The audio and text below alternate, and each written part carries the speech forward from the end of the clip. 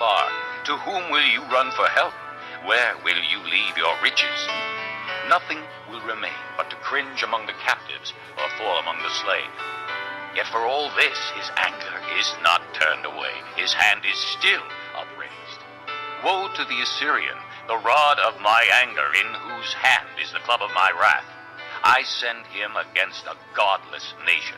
I dispatch him against the people who anger me, to seize loot and snatch plunder and to trample them down like mud in the streets. But this is not what he intends. This is not what he has in mind. His purpose is to destroy, to put an end to many nations. Are not my commanders all kings, he says? Has not Calno fared like Carchemish? Is not Hamath like Arpad and Samaria like Damascus?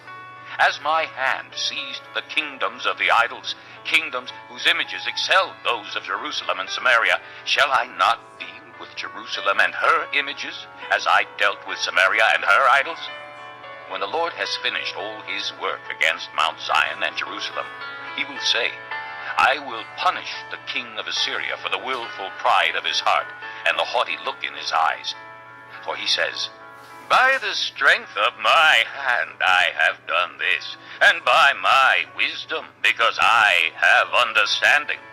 I removed the boundaries of nations. I plundered their treasures. Like a mighty one I subdued their kings.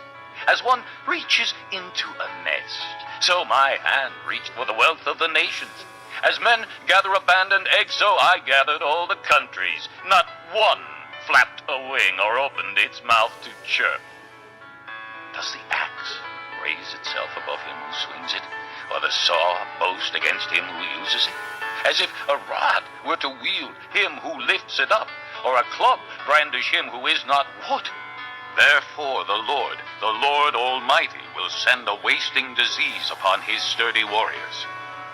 Under his pomp a fire will be kindled like a blazing flame. The light of Israel will become a fire, their Holy One a flame. In a single day it will burn and consume his thorns and his briars. The splendor of his forests and fertile fields it will completely destroy, as when a sick man wastes away. And the remaining trees of his forests will be so few that a child could write them down. In that day, the remnant of Israel, the survivors of the house of Jacob, will no longer rely on him who struck them down, but will truly rely on the Lord, the Holy One of Israel.